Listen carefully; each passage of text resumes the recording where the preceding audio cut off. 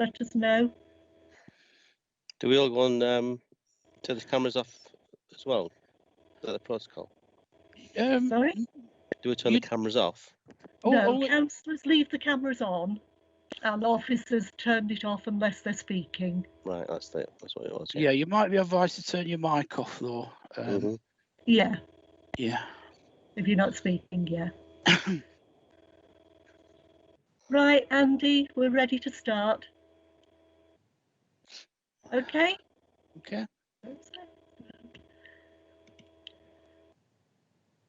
Okay, good evening, everyone.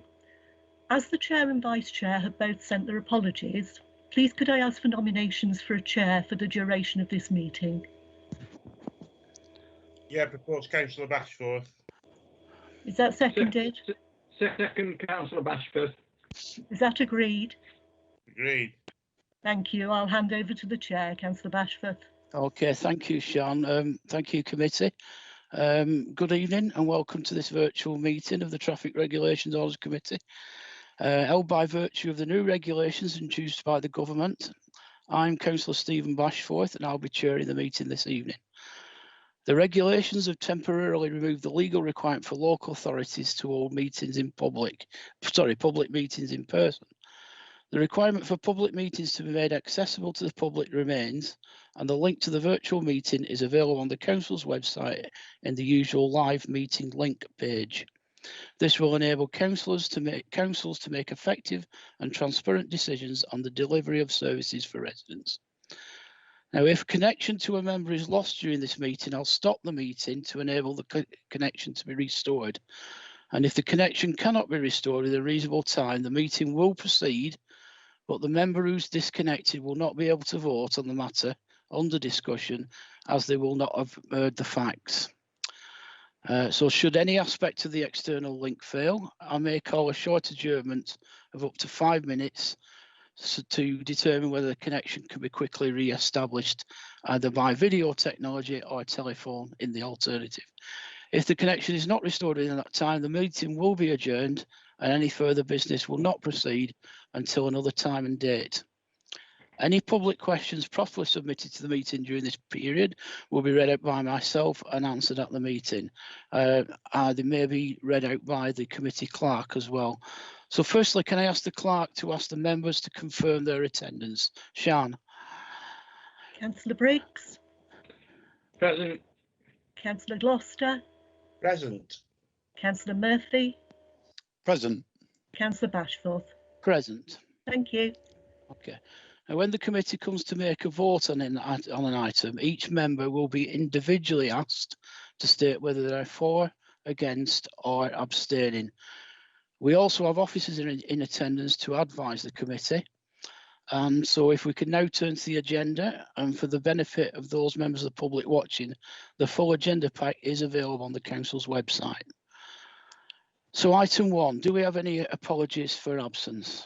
From Councillor Davis and Councillor Serjeant, Chair. Okay, thank you. Do we have any items of urgent business? No, Chair. Okay, thank you. Item 3, do members wish to make any declarations of interest? No? Okay, thank you. Item number 4, have we received any public questions, Sean? No, Chair. Okay, so we'll move on to the matters to be considered this evening. Item 5, the members before them have the minutes of the meeting on the 23rd of July 2020. Are the minutes agreed as an accurate record? Sean, can you ask the members, please?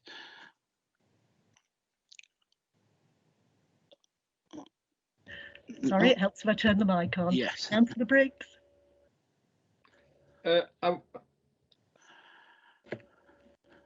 Councillor Briggs, you're on mute. Chair, I wasn't present at that meeting, so I don't know. Well, Councillor Gloucester and Councillor Murphy, I think, were. Councillor Gloucester? No, I wasn't present either, so I don't know. Councillor Murphy? I'm happy to move. Okay, I wasn't present either, Sean. It may well be that the minutes need to be agreed as an accurate record at the next TRO panel meeting when members who attended. I don't think this has ever happened before. Alan, is there a legal situation here of agreeing the previous minutes? I've never actually been in this position before. Yeah, it is unusual, Chair, that you've only got Yeah. one member who is, in fact, I suppose if somebody moves and seconds it and then just Councillor Murphy votes that they're a correct record, then it's been passed. So I'd suggest you probably, if somebody moves and seconds it and then 3 of you don't vote and Councillor Murphy votes, then it will go through with the one vote. Okay, well in that case I'll move it. I'll move the meet. Yeah, okay. I'll second it. And so can I have a vote on that, please? Councillor Briggs? For Councillor Gloucester? I weren't here, so No. I think I'm abstaining, but Dave Murphy's voting for it as well. Yeah, that's right. So just for there's only Councillor Murphy who can vote for this. So I think Councillors Briggs, Gloucester and myself will have to abstain. So Councillor Murphy, do you agree that this it was a yes?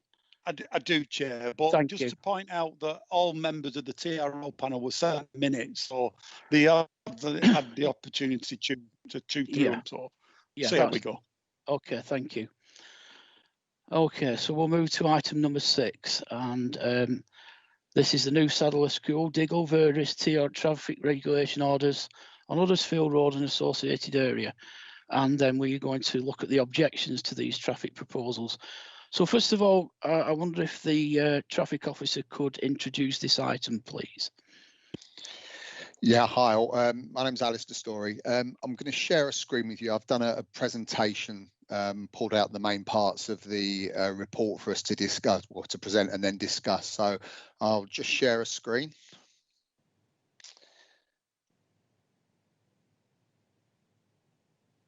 So you should all have a PowerPoint presentation now. Yeah. Is that okay? yeah, Okay, good. Yes, that's fine.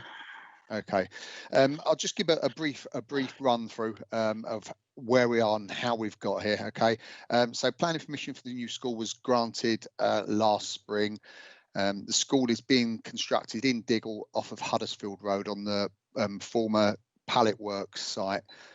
Construction's currently on site with the school due to open in spring 2022. The new site will be accessed off the old access road to the Pallet site, which is being upgraded.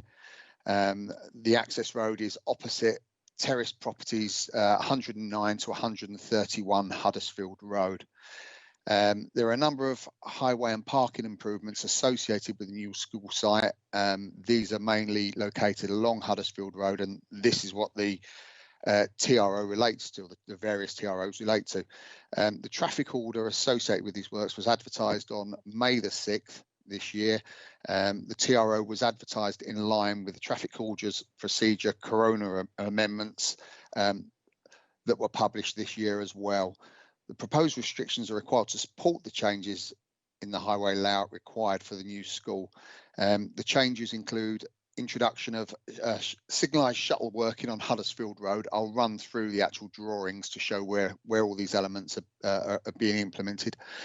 Creation of a residence parking area and a new free-to-use car park, and also changes to bus stop locations. The traffic order to support these measures introduces parking and loading restrictions in the form of double yellow lines and single yellow lines. The restrictions are actually required to ensure the correct operation of the shuttle working and to ensure the free flowing of traffic movements along Huddersfield Road. This is particularly in school pick-up and drop-off times. So the proposed restrictions are listed here along with the mitigation measures that we're putting in place. Along Huddersfield Road at various locations, we're proposing double yellow lines. One area in particular is outside number 20 to number 44 Huddersfield Road and number 25 to 45. These are properties opposite each other. Along this length of the road at the moment, a lot of on-street parking takes place, which narrows the carriageway to a single carriageway, and it is basically a self-enforcing shuttle working that relies on people giving way to let vehicles through. For properties number 20 to 44, it is proposed that land is provided to the rear of the properties, and this land will be given over to the properties to provide extra parking. It actually provides more parking space than exists on the highway at the moment. For properties 25 to 45, it's proposed to create a new residence parking area opposite property number 45. This provides a maximum of 2 parking spaces for each property. Adjacent to this residence parking area, there's a new free-to-use car park being provided, which has 19 spaces. This is basically for the properties that are opposite the entrance to the school. Currently have double yellow lines to 121, although the lines on site only extend to 119, but the new proposals will extend it as per the extent of the existing order. So 19 parking spaces are being provided in this new car park. Single yellow lines will extend on Huddersfield Road, where currently there are no restrictions. This is on the west side. At the moment, a number of the residents of 109 to 131 park on this unrestricted area. The problem is in this location, if we have vehicles parked here, it will interrupt the traffic flow and will cause problems with the shuttle working system, hence the new parking areas being provided. Double yellow lines are also being provided in locations, certain locations, Ambrose Crescent off of Huddersfield Road. This is to minimise the impact of any parking migration that may occur from the implementation of restrictions on Huddersfield Road, and also to combat any parents parking on Ambrose Crescent, which would cause problems for residents of Ambrose Crescent once the school was open. So this slide here just shows basically the proposed restrictions. Where I'm running the cursor along at the moment, double yellow lines exist all along this section at the moment and run through all the way to 119.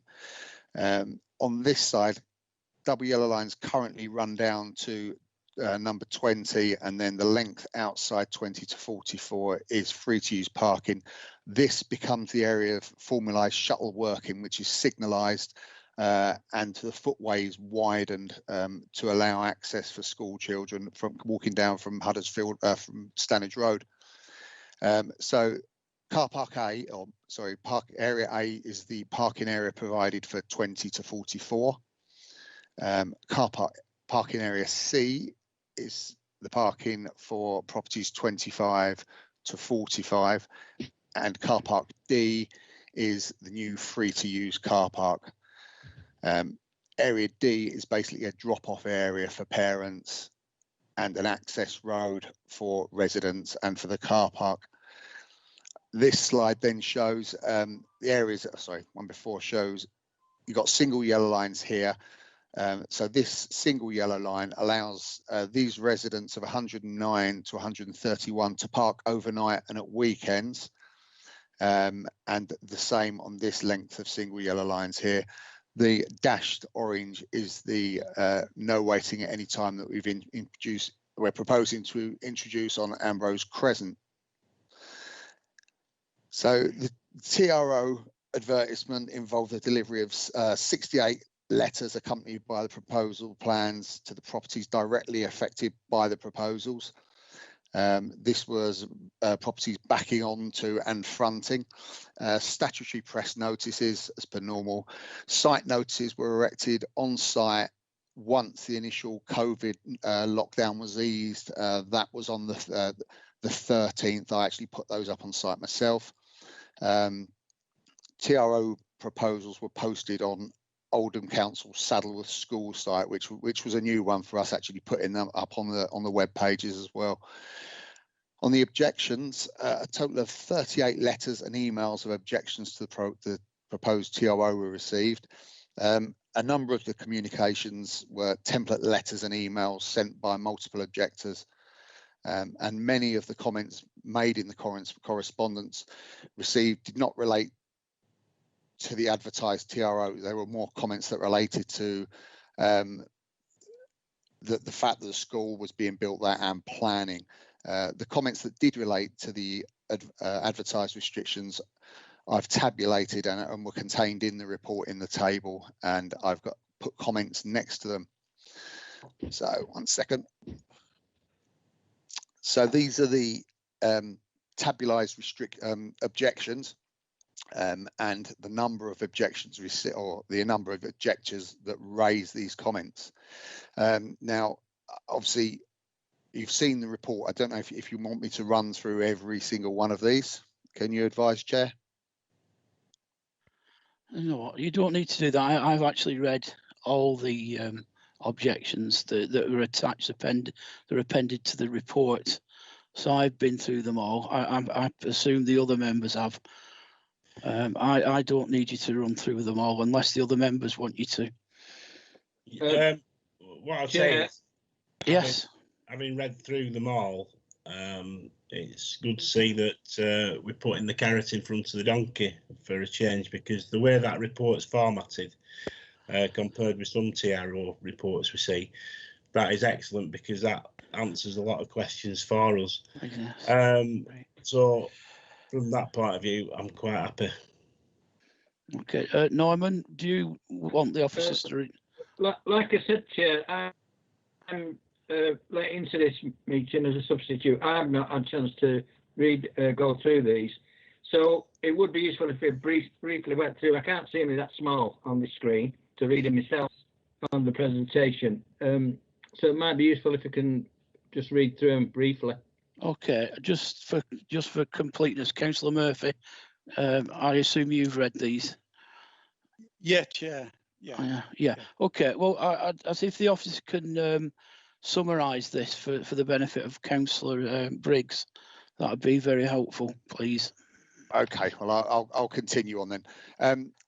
So the first one, there was, I think this came from one of the template responses, and the objection was you cannot separate the planned TRO from the school plan. They depend on each other and are part of the original Saddleworth school plan. It was OMBC that decided to separate them because they knew the road scheme plans were unpopular. And that there was 5 objectors that raised that. Yeah, and I can see that bit. Yeah. Say again, sorry? No, it's okay. I get that one. Yeah, thank you. Oh, okay. All right. The original, the next one is the original planning, meaning TRO advertisement letter from Highways was only sent to a narrow group of residents and does not give local Dobcross and Diggle residents their democratic right to express concerns. That was from 12 objectors, and my reply in that one is the advertisement for the traffic regulation order was carried out in line with the regulations and guidance given by central government during the COVID-19 pandemic. And as I've said, letter drops were carried out to properties fronting and backing on to the proposed restriction. And as lockdown eased, I personally erected site notices on the 13th of May. All the documents relating to the advertised TRO were also on the council's new Saddleworth School webpage. Okay. Okay. The next one was COVID-19 has hampered the chance for a full social recourse from Saddleworth Parish Council, as they are not functioning fully as a parish council at present.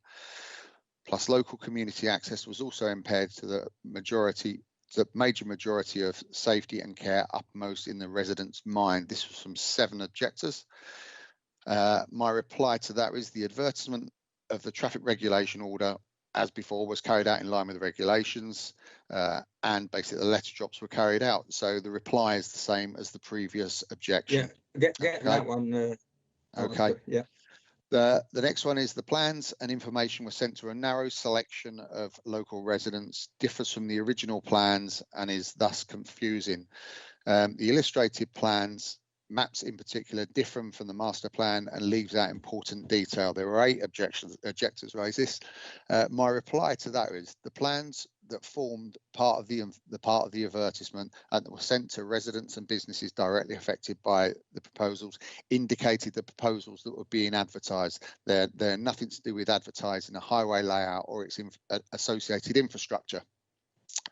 The next one, the response link for comments states written responses only with no forwarded email address or direct personal named. The present COVID-19 situation has postal delivery dates for even first class mail taking 7 to 10 days to reach their destination. How are residents supposed to get a chance to make their views heard in such a complex situation? And this was 7 objectors. And my response to that was several responses have been received by post. All correspondence received after the advertisement period have also been considered, including this report. Numerous responses were also received to the council's new Saddleworth School email address, so everything was included that related in the report. The next one is the proposed restrictions remove the ability for residents and visitors, etc., to 109 to 131 Huddersfield Road to park their cars with no alternative being offered. Please provide alternative parking. How are residents of these properties meant to get children in and out of cars, transfer shopping, etc.? The car park being provided is 100 metres away. This was from 6 objectors, and the response to that was the unrestricted parking outside 123 and 131 will be maintained. So that's a length of restrictions with a length of carriageway with no restriction. The length of single yellow lines that are currently proposed 6 a.m. till 6 p.m. Monday to Friday will allow for overnight parking and weekend parking. Anyone is also permitted to park free of charge in the new car park area that is being provided. Drop off and pick up on double yellow lines is permitted as per usual. So the next one was the scheme is being assessed after 3 months. Why? This related basically to the fact that in the initial TMU report, the ModGov report, we're required under planning conditions to monitor the school once it opens and its impact of traffic on the highway. So that's why the scheme is being assessed. The next one is if the restrictions are implemented on Huddersfield Road, vehicles will be parked on Ambrose Crescent, causing access and parking issues for residents of Ambrose Crescent. Please could we implement a residents parking scheme on Ambrose Crescent? There were 5 objections raised in this. Basically, we're putting double yellow lines at key locations where we feel there could be obstructive parking if parking migrates to Ambrose Crescent. Under the current council criteria for residents parking, a scheme cannot be implemented on Ambrose Crescent because the majority of the properties have off-street parking in the form of driveways for at least 2 vehicles and garages as well. The impact of parking on the highway and residents will be monitored 3 months as per the planning conditions. The next one, the plans do not show the exact location of the proposed traffic lights. There were 3 objectors to this. Again, the plans only indicate the proposed restrictions being advertised. They were not there to show the highway light or its infrastructure. The next one, access and traffic flow for all residents will be severely hampered by the effects of the TRO. There were 2 objectors raised this. Basically, the TRO seeks to introduce measures that encourage the free flow of traffic movements, not to discourage it. The next one, the TRO was not advertised in local press. 2 objectors. The TRO was advertised in the Manchester Evening News on the 6th of May. Penultimate one, the parish council and ward councillors were not sent details of the TRO. My reply to this, sorry, there were 2 objectors raised that. My reply to that is that the parish council and all ward councillors were included in the circulation list when the TRO was advertised on the 6th of May. And the final one, the web link provided provided a link to the planning portal with 119 subsections. This was raised by 2 objectors. And my reply to that was, it was clearly stated to open the oldham.gov.uk website and search Saddleworth School. The first search it brings up is the new Saddleworth School page, and it has clear links to the TRO proposals. And I checked that on a number of occasions, and that was still the case. Okay. Yeah, okay. Thanks for that, Alistair. Chair, at this stage, like I say, I'm a new kid on the block into this meeting. I'm coming in at quite a late time. I'd just like to steer maybe a Fallon. When this came to planning, I was on planning, and I voted against the application on traffic grounds on the what you might call where the traffic lights are. Have I got conflicts of interest or there? No, Chair. If I come in on this one. No, Chair, because if that was a separate meeting some time ago. You're considering this issue on its own merit. Okay, I just want clarification of that. Right, thank you. Okay, thanks. Okay, Alistair, would you like to continue with your introduction? Okay, I will do. Thanks. So the TRO panel report has been sent to the Saddleworth Southwold councillors and have had the following comments back. Councillor Harkless commented that to assist residents in parking, could the single yellow line proposals to the west side of Huddersfield Road between the school entrance road and new car park restrictions, could the restrictions be lessened to say 7:30 a.m. till 5 p.m? There were no further comments from Councillor Byrne or Councillor Hume. Following the receipt of the above comments, the following 4 options alternative are proposed for the panel to consider. Option 1, not to uphold the objections to the proposals and to approve the proposed traffic regulation order as advertised. Option 2, to revise the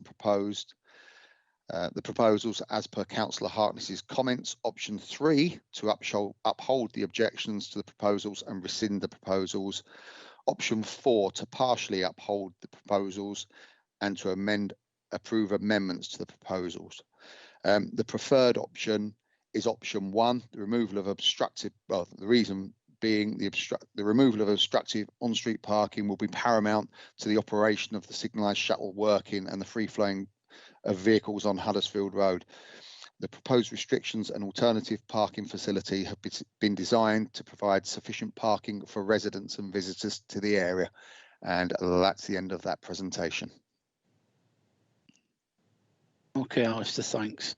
I was just going to invite questions. I can see Councillor Gloucester has his hand up. Councillor Gloucester. Yeah, it's to do with the timings really. So if I look at Saddleworth School website, the school website clearly shows that the maximum opening times are 8:45 a.m. to 3:15 p.m. So therefore, the proposal currently, which is 6 a.m. to 6 p.m, would mean that the road would be free of traffic 2 3/4 hours prior to school time and 2 3/4 hours after, which, in fairness, I feel is excessive.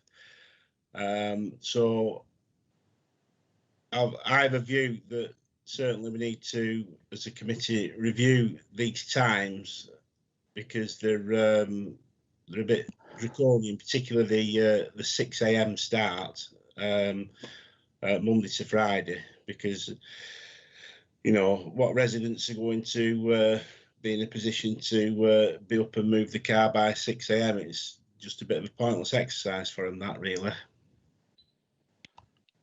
Okay, yeah, that's a good question. That Councillor Briggs, do you have a question before the officer answers? Yes, Chair. Like I say, I voted against this application when it first came to planning on the grounds of the traffic situation in what is now being called the shuttle stretch. The lights were situated in quite a long stretch. There was quite a distance in that stretch, and I was concerned at the time about the terraced houses. If you got an example of an emergency, a fire, ambulance, and also I don't know whether I did at the time question about the collection of the dustbins along that stretch, where you could get vehicles parked in what is now called the shuttle for quite long periods. Say, for example, somebody moving house. There's quite a few examples, and my concerns were how would you alleviate that when the lights would be constantly changing, and I think it's called Wool Road at the top, isn't it?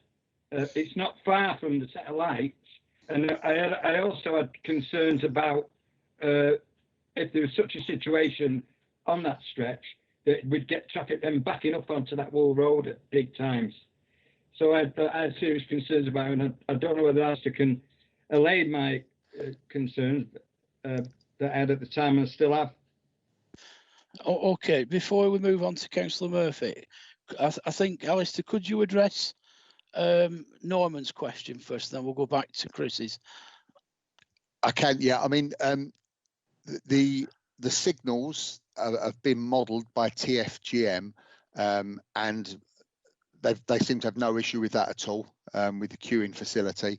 The area that is being provided for parking to the properties 20 to 44 is a grass-created area, and discussions are ongoing with waste collections and recycling services at the moment that they will actually collect the bins from the rear of the properties.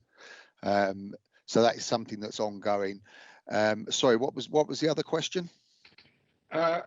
Emergency services or something, like I say, an ambulance wanting to call at them terraced houses would block that, what could be some considerable time. Also, if, say for example, deliveries of a large nature, removal services, if somebody moved house, that it would block a quite long stretch for quite long periods of times, and I can't see how it could be got over that personally. Well, and it is a consideration. That's why I voted against it. I know I'm repeating myself.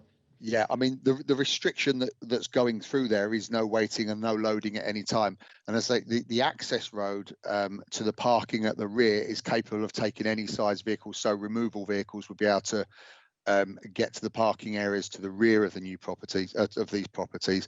The footway is being widened to 3 meters through this section. So emergency vehicles or an ambulance would actually be able to pull up off the carriageway. So it wouldn't actually block the shuttle working. Is that on the other side of the road, though? It's on the western side, so that's on the even side numbers. Yeah, it's opposite the terraced houses I'm talking about, isn't it? That's actually through the shuttle working. Chair, can I just come in to add a comment with Alistair, Mr. Gary here? Yeah, sure. I'm just say, Councillor Briggs. Currently, you drew the example of an emergency vehicle having difficulties in the shuttle section. If that situation happens now, it's effectively a shuttle working anyway with parked vehicles instead of being a 3 meter footway. So where an emergency vehicle would come through under the new shuttle, as Alistair said, it could pull onto a wider 3 meters footway. If that happened today, this evening, this afternoon, yesterday, tomorrow, whatever, it can't pull off anywhere because it's bounded by cars who are parked in front of the houses. So in that respect, this situation will probably be better than the current one we have. It's just Gary, that the situation is you get cars stopped on that section, whichever way the lights were at the top end. I think what we call it is it'd be sort of a self-cleansing situation where as soon as a car stopped on there, it would block everything behind it, and I think drivers behind will be, encouraging the car to carry on moving. The technology involved in this is a little bit like we've got in the borough so far in Bulcote Lane, Cop Road, where the lights, when it's not busy, what we call rest on red, so it shows red in both directions, and then as soon as somebody turns up, they flick straight away to green for that demand. So they're quite active lights. They don't sit, it's not like the ones you sometimes see at roadworks where the gas main's being replaced and there's this shuttle working in them situations. These are quite sophisticated pieces of kit where it'll model how many people are queuing at one end and the other, and how many people are still stuck in the actual shuttle section. There'll be detectors in there as well. So in terms of electronics and computer control, they'll be sort of state of the art, so that's another thing to bear in mind. Okay, thanks, Gary. Okay, thanks, Alistair. Okay, thank you. Yeah, sorry to keep you waiting, Dave, but before we move on to your question, Alistair, can you address Councillor Gloucester's question about the hours? I have to agree, they do seem rather a long time.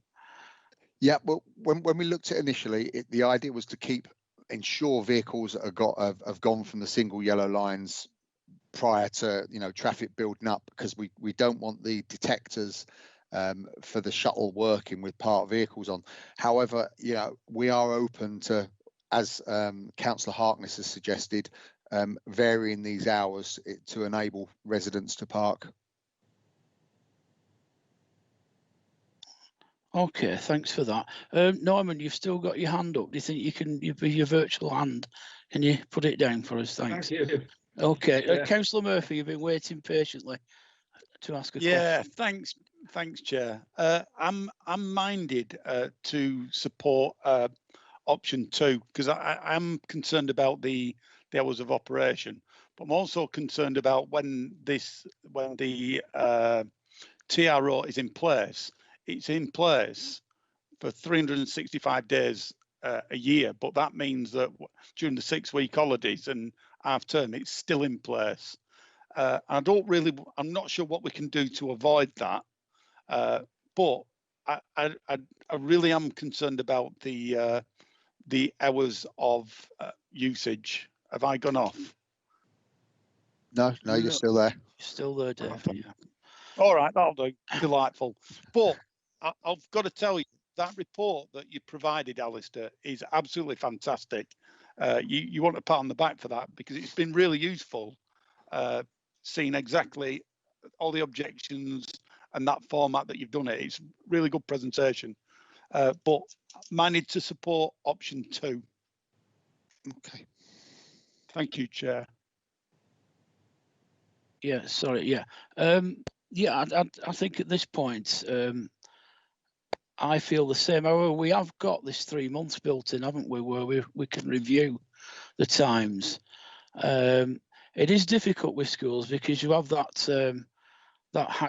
well 30, 45 minutes of madness, don't you, twice a day during school times. But you know, for quite a long period of time during the summer holidays, Christmas, half term, it isn't there.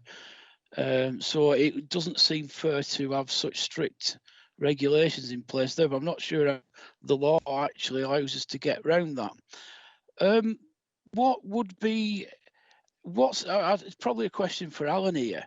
I'm minded to support option 2, but I don't actually have any figures in mind at this point in time. Are we able to support in principle one of those options and then come back with some firm figures? Or do we have to set the times now? Well, I think, Chair, your best option is you need to make a decision. So you need to impose some restrictions, whatever hours it is that you want. So that's not really much of an answer, but you do need to say we want these hours, and you might want to say review them in a few months' time. Okay. Well, before we do that, both Dave and who's the other one?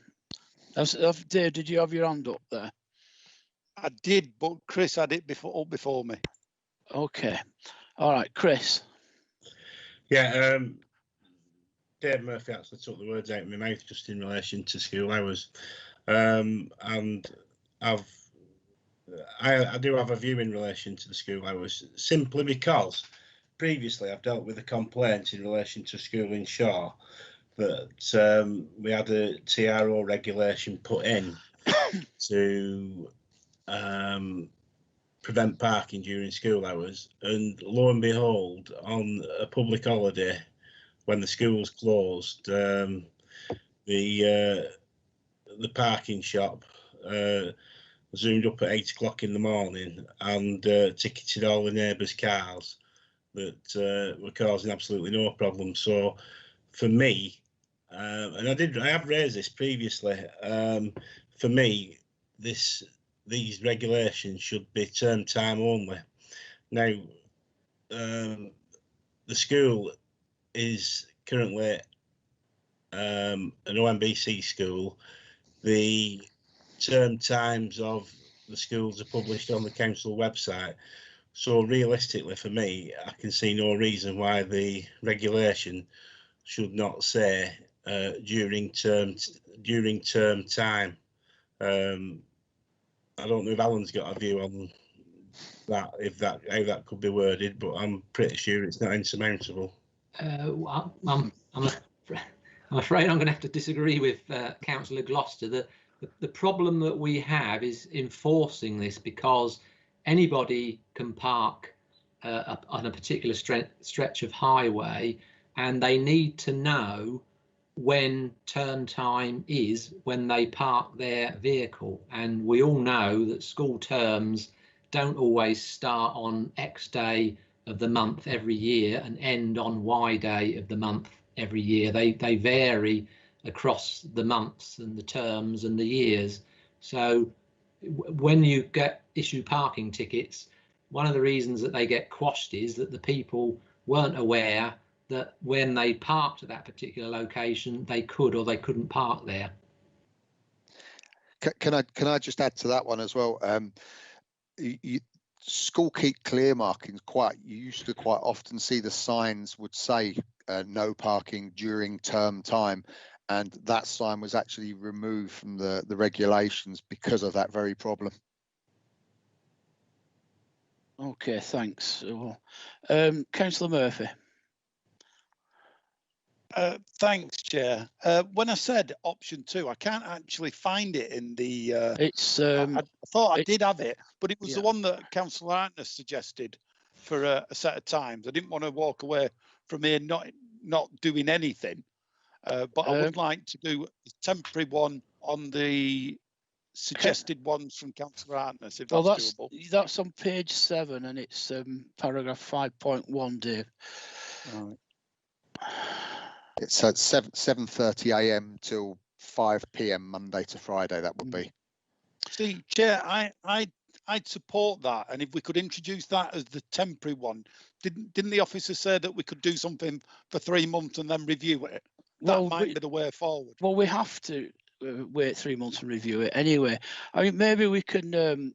We've not heard to what the objectors have got to say yet, so maybe it's time that we listen to what the objectors have to say now, and then we might be able to. It might alter or reinforce any conclusions we've already drawn. Is that okay? Now we'll listen to what the objectors say, and we can revisit this after that. Yep.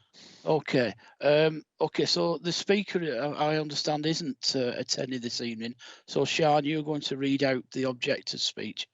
Sian, when you're ready. Thank you, Chair. The speaker was Mr. Lucas, and he has sent to me what he wanted to say, so I will just read that out. Dear councillors, thank you for letting me speak against the new Saddlewood School TRO. First of all, I have noticed that a report from Traffic and Highways has appendicised and ignored most of the objections, because they say they relate to the physical layout of the highway, and the TRO is about implementing restrictions. Plus, the chief engineer wants the TRO to go ahead without any changes. To the community and residents and ratepayers of Diggle and Dobcross, this issue is not about restrictions, but implementing a lifestyle balance as residents, which is fair, safe and democratic.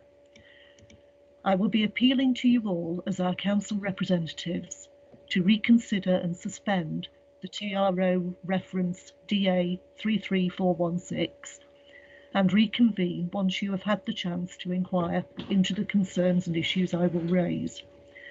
Safety should be the ultimate criteria for any structural changes, and the main comment from Transport for Greater Manchester in their statutory modelling statement to OMBC planning was that our primary concern is that the safe. This was the Transport for Greater Manchester consultation response.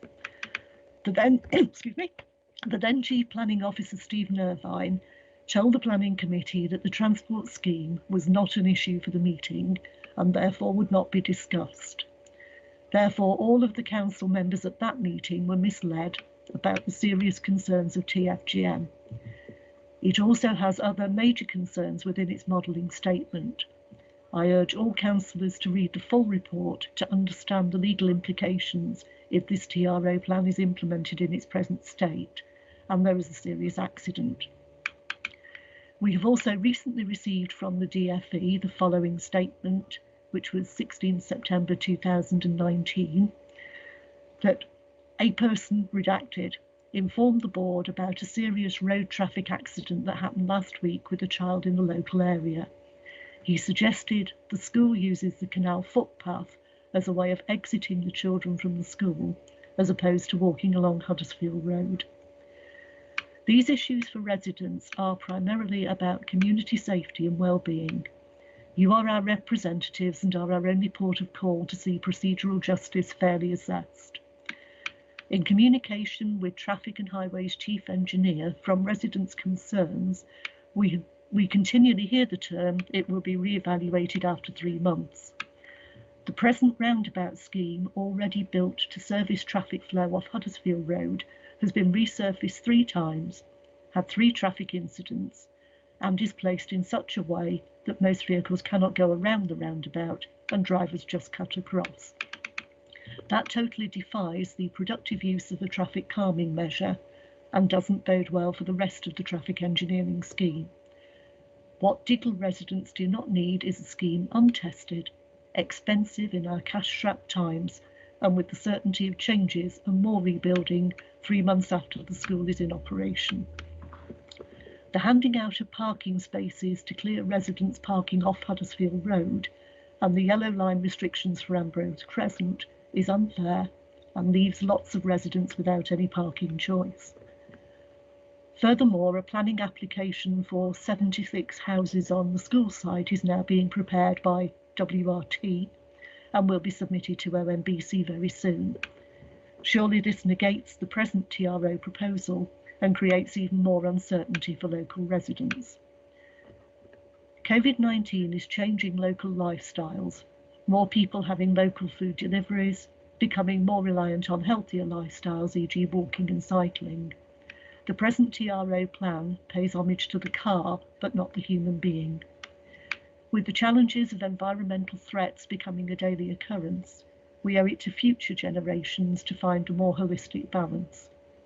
The Council has a chance to review this scheme and give Saddleworth residents a chance for a revised consultation that really puts OMBC's planning criteria into the 21st century. And that was signed by Mr. Lucas. Thank you, very clearly read out. Thank you, Sian. Okay, it's difficult to ask questions on that, but does anybody have any observations or questions? Yeah, when I say it's difficult, I mean because the questioner isn't actually present. I have a question, but before I ask, I see that Dave and Chris, or Councillor Gloucester and Councillor Murphy both had questions. Councillor Gloucester. Yeah, it's a succinct one, really.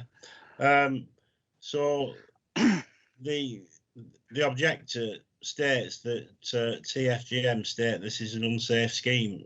Is that true or not? And who's going to answer that question? Gary or Alistair? I can comment on. I wasn't aware of it being an unsafe scheme. There has been a safety audit carried out on the arrangements, and whilst there are some tweaks and changes to make to the scheme in terms of minor design changes, there aren't what we will call in there any showstoppers. So it would still operate as intended, but maybe some tweaks and changes to the proposed road markings and signage arrangement, shall we say. I could have a comment as well on the roundabout that was mentioned in the response from Mr. Lucas. There was some issues about resurfacing going on, and the mini roundabout was placed once or twice. But in actual fact, the actual presence of the roundabout on Mull Road on the Sugar Lane Junction has proved to have reduced traffic speeds significantly on the way into the borough from Kirklees, and it also has sort of what we say calmed the traffic down in terms of its allowing people at the side road at Sugar Lane. So with that embedded in the network, as we look at the school, becoming a reality, it's preparing the road for a better environment for walkers and cyclists, as well as the roundabout that's gone in. There's also works continuing which aren't associated with the school, but these are going ahead anyway, and that is a review of the existing speed limits in the area on Standedge Road, not Huddersfield Road. So if you imagine driving in from the countryside from Kirklees, you in the de-restricted section, which is 60 miles an hour, then it comes to a 40 and then to a 30 as you become down to the navigation pub in the Sugar Lane area. The current proposal are extending the 30 up the hill towards the rural section, so in effect making a longer 30 mile an hour section and improving the gateway into that from the 40 section. So in other words, as the traffic comes in from the faster roads, it's slowed down earlier as it reaches the junction with Huddersfield Road and Standedge Road, and then it hits the new roundabout at Sugar Lane. So all these measures together will create a better environment for walkers and cyclists and create something that's a little bit more flexible for motorists as well when they come into the area and want to do a U-turn, go back on themselves with the use of the mini roundabout there now. So that's just some information about the current measures that are in train. Okay, thanks, Gary. That was quite useful. We've still got 3 hands up, so I'm going to go off the order they're appearing in the chat column because I didn't see who put their hand up first. And Alan. Yes, yes, Chair. I just wanted to comment on that. The comment made that TFGM had said that the scheme was unsafe.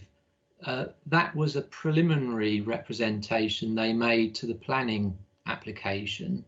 They did make a subsequent representation because I think the council amended the scheme slightly, and they didn't say that the scheme was unsafe. So they did say it initially, but their later representation didn't say that. I think, Alan, I recall that being discussed at least one of the planning committee meetings for the Saddleworth School. I do recall that. Councillor Murphy. Thanks, Chair. I've listened to the objectors' comments and just a couple of things. And while I sympathise with a lot of what's been said, this TRO, it's not an ideal situation, but I think this is the best we can get on that with this particular situation. I'm not convinced a canal footpath is a safer option than a highway that will be clear of vehicles parked up, so people will be able to cross safely because there won't be any cars on the road, and it'll also offer drivers the opportunity to see all along the road for potential hazards. But I'm not convinced a canal footpath would be a safer option. We need to go ahead with something, and I think this is the best of a bad situation that we're going to get. Okay, I tend to agree with it. I mean, one of the objectors' comments was about the increase in deliveries, but I would imagine that if this was in place, it'd be far easier for deliveries because you wouldn't have two sides, both sides of the road clogged up with parked cars. Because you can still deliver it. That's correct, isn't it? Highways officers, I think, have already confirmed that you can still drop off deliveries on the yellow lines. So you're actually increasing the likelihood of somebody being able to deliver to your house if the roads are not clogged up with cars. And I have actually been caught in that situation myself on this after many visits to site during the planning process. I've been caught in the middle of a double part road where there's a Mexican standoff of who's going to back up first. So I don't see how that would disadvantage residents, and I think residents in a tourist property, if you offered a free made grass-created off-road parking for them, I think they'd be delighted rather than having to rely on the road, which is in essence not a car park. It's there for the passing of vehicles. It is not a car park, even though it is tolerated and accepted as part of modern life. So I think there are advantages, and as Councillor Murphy says, I would dread to think the consequences of having children walking home down a canal path and acting the fool with each other and falling in there rather than walking along a 3 metre wide footpath. I don't think that's an option at all, the canal footpath. Has anybody else got any comments or questions? Okay. Well, as Alan says, we need to make a decision. We've got to make a decision, and whatever decision we make, there's a 3-month assessment period. So I would be, I've thoroughly read this report since we got it last week. I've read every single objection. I'm very familiar with the planning. I've chaired 3 meetings, I think, on this. I've thoroughly read the report from the judicial reviews, so I'm entirely satisfied that all of that's in order. So I think that while no traffic situation that ideal, particularly around a school, any school all over the UK, the traffic situation is like I said, that hour of madness in the morning, in the evening. It's again, it's part of modern life. So I would want, at this point in time, I would move Councillor Hartness's option of those revised times, just to try and make it a little easier for people to be able to move the vehicles. I'm going to move that at this point in time, that we accept option 2. Do I have a seconder for that, or are there any comments or any alternatives? I'll second that, Chair. Yeah. Okay. It's fine. Okay, Norman. I'm just saying. Have any questions? No, I've no questions. No questions. Okay. Well, I think we'll take a vote on this then. I'm going to ask each member in turn whether they're for, against, or abstaining. So I'm going to start with Councillor Briggs. Abstain, Chair, and see what happens with the review. Councillor Gloucester. Option 2, approve. Councillor Murphy. Option 2 to support Councillor Hartness' comments in paragraph 5.1. And myself, Councillor Bashforth, I'm going to, I am for option 2. So with that, with 3 votes in favour, 1 abstention, that recommendation is approved.